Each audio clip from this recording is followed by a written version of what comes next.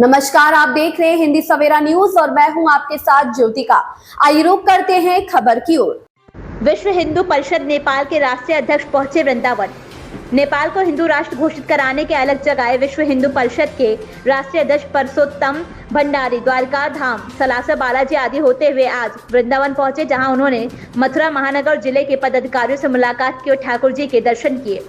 वहीं उन्होंने कहा कि वर्तमान समय में नेपाल में 85% हिंदू भाई हैं और नेपाल को पहले से ही हिंदू राष्ट्र कहा जाता है, मगर वर्तमान समय में नेपाल में भी हमारे गरीब सनातनियों भाइयों को गुमराह कर धर्मतारण करने का सिलसिला जारी हो गया है, जिसको लेकर अब नेपाल को कागजों में भी हिंदू राष्ट्र घोषित कराने का संकल्प लिए हम चल रहे हैं और यही स्थिति आज हमारे देश भारत में भी है। इसीलिए हमें भारत और नेपाल को जल्द से जल्द हिंदू राष्ट्र घोषित करना होगा, नहीं तो एक दिन ऐसा आएगा कि हम कहीं ढूंढे नहीं मिलेंगे। इसीलिए सभी सनातनी भाइयों को एक साथ और कदम से कदम मिलाकर चलना होगा ताकि भारत और नेपाल को जल्द से जल्द हिंदू राष्ट्र घोषित कराया जा सके। वहीं उनके साथ नेपाल से आए चक्रपाणी जी महाराज ने कहा कि साधु संत कथावाचक और हमारे सभी सनातनी भाइयों को एक साथ मिलकर सोए हुए और जाति पाति में बटे हमारे सनातनी भाइयों को एक करके भारत और नेपाल को हिंदू राष्ट्र बनाने के लिए आगे आना होगा। और जिस दिन जाति पाति को छोड़कर सब लोग एक साथ आ गए तो भारत और नेपाल को हिंदू राष्ट्र बनाने में समय नहीं लगेगा। वहीं विश्व हिंदू परिषद मथुरा के पदाधिकारियों ने नेपाल देश से आए विश्व हिंदू परिषद के राष्ट्रीय अध्यक्ष का फूलमाला, पटुका और साफा बांधकर सम्मान किया। वृंदावन मथुरा से प्रताप सिंह की रिपोर्ट। भाई साहब, आप वृंदावन पहुंचे हैं, कैसा लगा आपको वृंदावन आके? वृंदावन ये पुण्य भूमि है, हिंदुओं का सबसे बड़ा जगह है। यहाँ आने के लिए सब तड़पते हैं। यहाँ का जो भगवान का जो आशीर्वाद है सभी को मिल रहा है। इसीलिए मेरा क्या है कि मैं तीसरी बार मैं आ रहा हूँ यहाँ।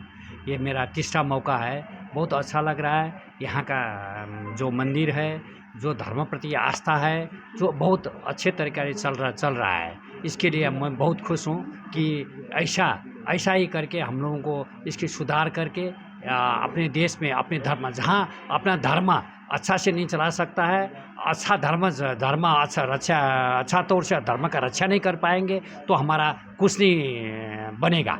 कि जो अपने धर्म का रक्षा नहीं कर सकता तो उसको उस राष्ट्र में इस मनुष्य जन्म में जन्म लेकर कुछ काम नहीं कर पाएगा। इसलिए ये मैं करा को ये पुण्यभूमि है, जहाँ पुण्यभूमि में आने इसका मिट्टी में स्पर्श होने से भी एक कहता है उसका पुण्य मिल जाता है। ऐसा आप नेपाल को हिंदू राष्ट्र बनाने में अहम भूमिका निभा रहे हैं, क्या कहेंगे उसको लेकर? तो इसको हमारा क्या है कि हम लोग वहाँ नेपाल में 80% पीपुल हम हिंदू हैं जी।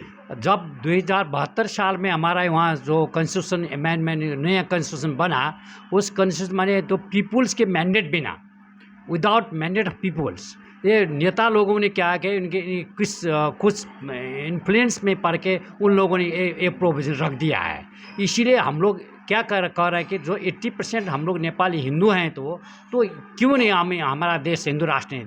विश्व में एक ही राष्ट्र था जो हिंदू राष्ट्र, तो इसको भी आप लोग क्यों मिटाने चाहते हैं? जो इसमें क्या है कि मुस्लिम और क्रिश्चियन ये मिलकर ये क्या कर रहे हैं कि हमारा हिंदू धर्म को हिंदू को परिवर्तन करके ले जा रहे हैं।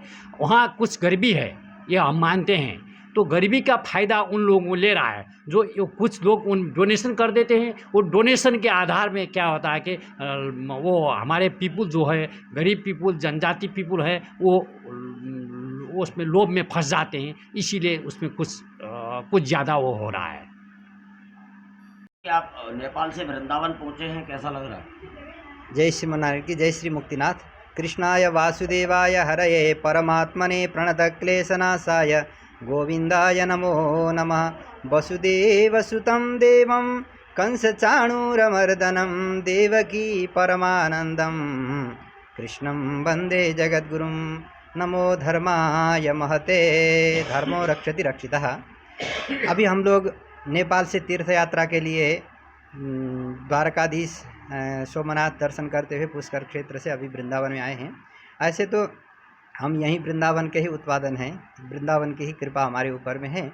और अगर वृंदावन न होता और राधा रानी न होती और सुखदेव स्वामी जी न होते और भागवत न होता तो सनातन आज जो विश्व में फैल रहा है वो लगभग 9 के बराबर होता। और भागवत जी की बहुत बड़ी कृपा है।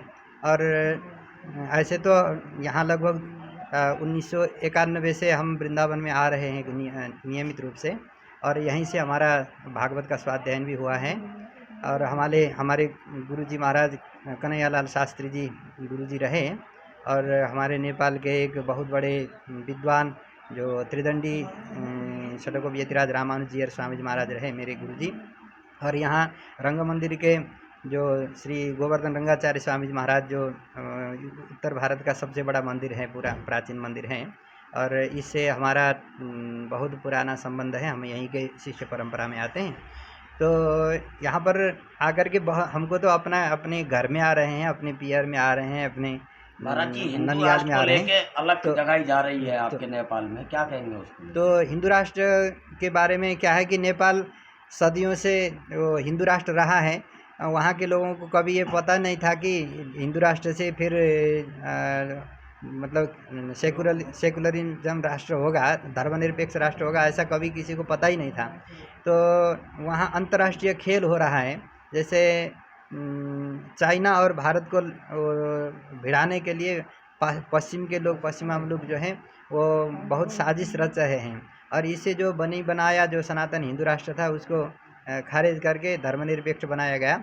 और नेपाल तो पहले से हिंदू राष्ट्र था, हिंदू राष्ट्र है और रहेगा, लेकिन वहाँ 80% हिंदू ओमकार परिवार के कुल मिलाकर के लगभग 95% हिंदू रहे हैं और हैं अब भी।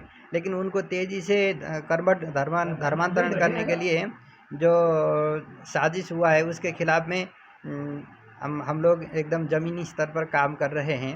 और अभी हमारे साथ में ये नेपाल विश्व हिंदू महासंघ नेपाल के केंद्रीय अध्यक्ष श्रीमान पुरुषोत्तम भंडारी जी हैं, और इनके साथ में जुड़ करके और आगे भी हम लोग कुछ करने वाले हैं।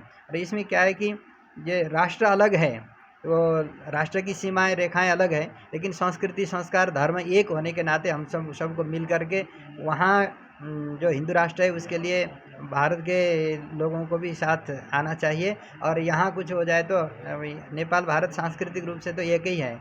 जैसे यहाँ के जो ऋषि मुनि हैं और जो ऋषि परंपरा है, धर्म है, संस्कृति है, संस्कार है, सब एकदम समान है। रोटी बेटी का संबंध जैसे बताते हैं।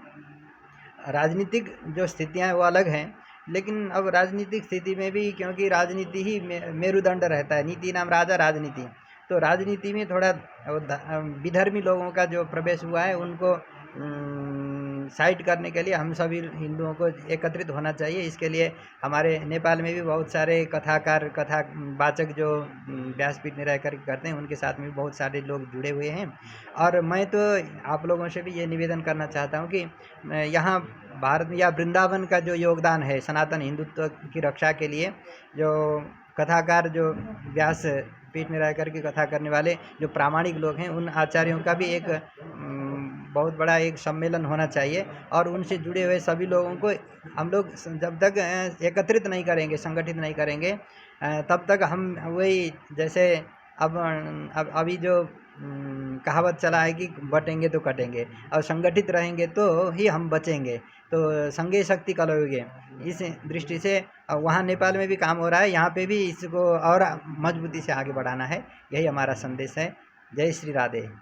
हमारे यहाँ अभी कॉन्स्टिट्यूशन अमेंडमेंट का प्रश्न भी आ रहा है, तो इसमें हम लोग क्या कर रहे हैं कि तो कॉन्स्टिट्यूशन अमेंडमेंट जो संशोधन बने होगा, तो संशोधन में ये हिंदू धर्म बनाने के लिए हम प्रयास कर रहे हैं। देखें अब कितना सकते हैं। इसके लिए हमारा सजेशन क्या है, यो हमसे भी बड़ा राष्ट्र इंडिया है, इंडिया में भी ऐसा कदम चलेगा तो हमारे इन्फ्लुएंस जब भी पड़ेगा तो हमारे यहाँ राष्ट्र हिंदू राष्ट्र बन जाएगा।